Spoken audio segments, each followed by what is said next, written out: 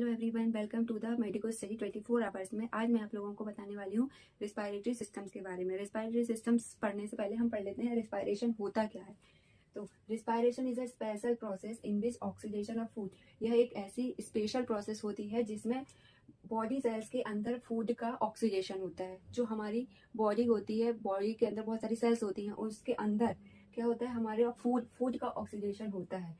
और इस प्रोसेस के दौरान क्या होता है, इस प्रोसेस के दौरान एनर्जी रिलीज होती है। It is called respiration. इस प्रोसेस को हम कहते हैं respiration. And there are two types of respiration. Respiration दो प्रकार का होता है। फर्स्ट होता है एक्सटर्नल रिस्पायरेशन, सेकेंड होता है इंटरनल रिस्पायरेशन। हम पढ़ते हैं एक्सटर्नल रिस्पायरेशन। एक्सटर्नल रिस्पायरेशन क्या होता है? External respiration take place between lungs and atmosphere. जो एक्सटर्नल मतलब होता है बाहरी तरफ से। तो ये जो एक्सटर्नल रिस्पायरेशन होता है ये लंग्स और एटमॉस्फेयर के बीच में होता है और it is called mechanical process. जो ये प्रोसेस होती है, इस प्रोसेस को हम मैकेनिकल प्रोसेस कहते हैं। और in this process energy is utilise. इस प्रोसेस में क्या होता है, एनर्जी का यूटिलाइजेशन होता है ना। एंड देन होता है इंटरनल रिस्पायरेशन। इंटरनल रिस्पायरेशन में क्या होता है कि internal respire take place inside of the cell mitochondria. ये सेल के अंदर जो ये इंटरनली होती है, मतलब लंग्स के अंदर है ना। इसमें क्या होता है, ये क्या करती है, सेल माइटोकॉन्ड्रिया के इनसाइड जो होता है माइटोकॉन्ड्रिया के अंदर होता है। It is also called mechanical process. इसको भी हम मैकेनिकल प्रोसेस कहते हैं। एनर्जी इसमें सिंथेसाइज होती है, इसमें एक्सटर्नल में देन हम पढ़ते हैं organs of the respiratory systems के बारे में। अब आता है अपर रिस्पायरेटरी ट्रैक्ट ऑर्गन। जो अपर रिस्पायरेटरी सिस्टम होता है उसके भी अलग ऑर्गन होते हैं और लोअर रिस्पायरेटरी ट्रैक्ट में जो ऑर्गन प्रेजेंट्स होते हैं उसके बारे में हम अलग पढ़ेंगे। पहले हम देख लेते हैं अपर रिस्पायरेटरी ट्रैक्ट में कौन कौन से ऑर्गन प्रेजेंट्स है। फर्स्ट है इसमें नोज जो होती है इसमें is a part of upper respiratory tract. ये जो नोज है ये अपर रिस्पायरेटरी ट्रैक्ट का पार्ट है। एंड देन आता है pharynx a muscular funnel shaped tube behind the nose and mouth. जो फेरिंग्स होता है ये फनल शेप्ड स्ट्रक्चर होता है और मस्कुलर होता है और ये जो होता है माउथ और नोज के पीछे सिचुएटेड होता है। That serves as a common passage for both air and food. ये जो होता है कॉमन होता है फूड और एयर, और मतलब जो एयर जाने के लिए और फूड के लिए एक कॉमन ही पैसेज यही है, ठीक है। फिर होता है लैरिंग्स अ cartilaginous structure that houses the vocal cords for sound. जो साउंड्स के लिए कार्टिलेजिनस स्ट्रक्चर्स होता है वोकल कॉर्ड का हाउस, हम लैरिंग्स को ही कहते हैं, ठीक है। इसको वोकल कॉर्ड या वॉइस बॉक्स भी कहलाता है ये। And production and protect the lower airway. ये एयरवे का क्या करता है, प्रोटेक्ट करता है और प्रोडक्शन कराता है एयरवे का। एंड देन द लैरिंग्स और voice box extend from the root of the trachea. Voice box जो होता है extend from the root of the trachea. ये जो होता है वॉइस बॉक्स जो लैरिंग्स ट्रैकिया के रूट पर प्रेजेंट होता है। चलिए नेक्स्ट है हमारा lower respiratory organs. Lower respiratory organs में फर्स्ट आता है ट्रैकिया। हम ट्रैकिया को पढ़ेंगे। ट्रैकिया जो है द ट्रैकिया और wine pipe is a continuation of the larynx. जो ट्रैकिया होता है इसको वाइन पाइप के नाम से भी जानते हैं और ये फेरिंग्स और लैरिंग्स का कंटिन्यूएशन होता है, ठीक है। It is a long tube supported by she shape cartilaginous rings. इसमें शी शेप की कार्टिलेजिनस रिंग प्रेजेंट होती हैं जो ट्रैकिया को सपोर्ट करके रखती हैं। That leads air into the lungs. ये क्या करती हैं, एयर को लंग्स के अंदर एंटर कराती हैं, ठीक है। नेक्स्ट होता है हमारा ब्रोंकस एंड ब्रोंकियोल्स। जो ब्रोंकस होता है ये ट्रैकिया का डिवाइडेड पार्ट होता है ना। उसके बाद ब्रोंकियोल जो होता है ये भी ब्रोंकस का डिवाइडेड पार्ट होता है। ब्रांचेस जो ब्रोंकस की ब्रांचेस निकलती हैं तो ब्रोंकियोल्स को बनाती हैं और उसके बाद जो ब्रोंकियोल्स होता है फिर ब्रोंकियोल्स से ही फिर बनता है एल्वियोलाई। हम इसमें पढ़ेंगे पहले ब्रोंकस और ब्रोंकियोल्स को। The two primary bronchi are formed when the trachea.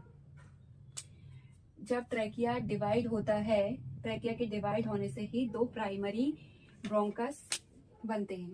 फिर इनटू स्मॉलर ट्यूब जो कि छोटे छोटे ट्यूब में और छोटी छोटी ब्रांचेस में डिवाइड हो जाता है। Bronchioles forming a respiratory tube.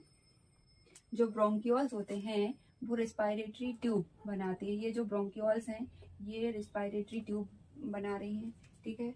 And then है alveoli, tiny air sacs at end of bronchioles. जो एल्वियोलाई होती है ये छोटा छोटा ट्री लाइक स्ट्रक्चर्स होता है जो एंड ऑफ द ब्रोंकियोल्स का पार्ट होता है। यहाँ से क्या होता है, यहीं से ब्लड और गैस का एक्सचेंज होता है। क्या होता है, यहीं पे ब्लड और गैस का एक्सचेंज भी यहीं से होता है। ठीक है। लंग्स, हम लंग्स के बारे में बात करें तो हमारे जो लंग्स होते हैं, एक लेफ्ट साइड प्रेजेंट होता है और एक राइट साइड प्रेजेंट होता है। ये दो होते हैं। जो हमारा लेफ्ट लंग होता है वो 3 लोब से मिलकर बना होता है, और जो राइट लंग्स होता है वो 2 लोब से मिलकर बना होता है। तो हम स्टार्ट करते हैं लंग्स से। The lungs are the primary organs of the human respiratory system. जो लंग्स होता है सबसे प्राइमरी ऑर्गन्स कहलाता है ह्यूमन रेस्पिरेटरी सिस्टम्स का। It's responsible for gas exchange. ये रिस्पॉन्सिबल होता है गैस के एक्सचेंज के लिए, गैसों का आदान प्रदान करने के लिए, ऑक्सीजन और कार्बन डाइऑक्साइड का एक्सचेंज करने के लिए ये रिस्पॉन्सिबल होता है। देयर आर 2 लंग्स, 2 लंग्स होते हैं। 1 लेइंग ऑन ईच साइड, हर एक साइड एक लंग प्रेजेंट होता है जो थोरेसिक कैविटी में, ये हमारी थोरेसिक कैविटी के मिडिल में प्रेजेंट होता है। दे आर कॉन शेप्ड, ये जो होता है पूरा कॉन शेप्ड स्ट्रक्चर होता है। दोनों लंग्स कॉन शेप्ड स्ट्रक्चर के होते हैं। इसमें एक एपेक्स भी प्रेजेंट होता है और कॉस्टल सरफेस भी प्रेजेंट होती है। लोब्स, इसमें हमारे कितने, हम पढ़ेंगे लोब्स के बारे में। लोब्स जो होते हैं, राइट लंग में 3 लोब्स प्रेजेंट होते हैं, सुपीरियर लोब, मिडिल लोब और इंफीरियर लोब। ठीक है। और लेफ्ट लंग में 2 लोब्स प्रेजेंट होते हैं, सुपीरियर लोब और inferior lobe.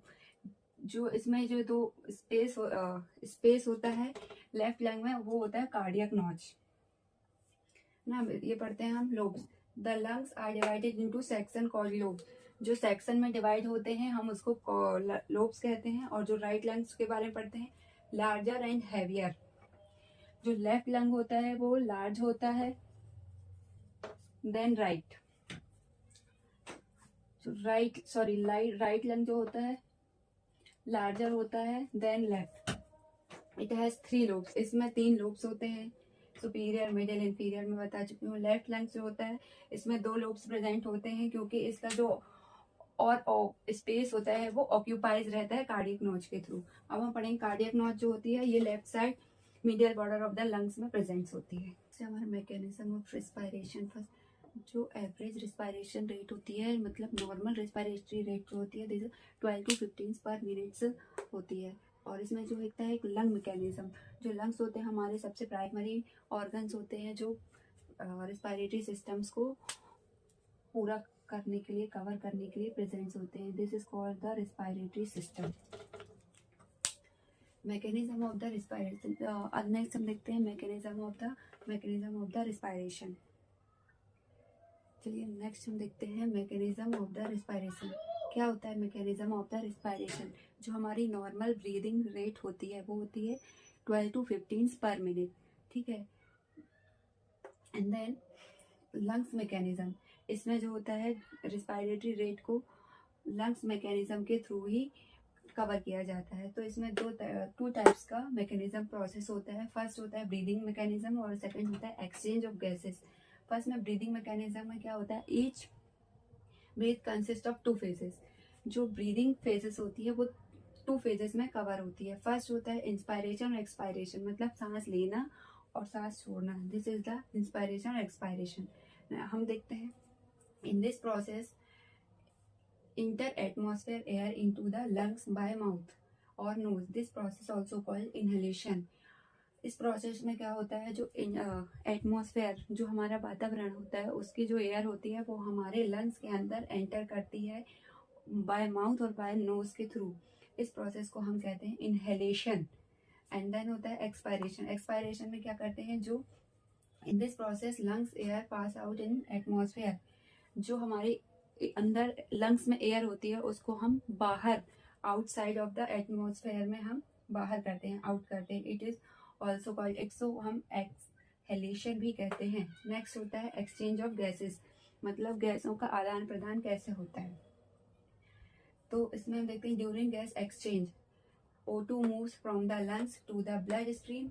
At the same time CO2 passes from the blood to the lungs.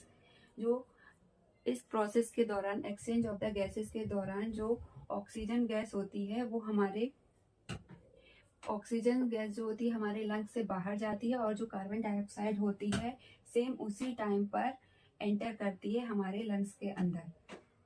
इस प्रोसेस को हम एक्सचेंज ऑफ द गैसेस कह सकते हैं, जिसमें हमारा एंटर करेगा एयर जो भी एंटर होगी लंग्स के अंदर, और मतलब एयर ऑक्सीजन, और जो कार्बन डाइऑक्साइड होगी वो CO2 जो बाहर जाएगी लंग्स के।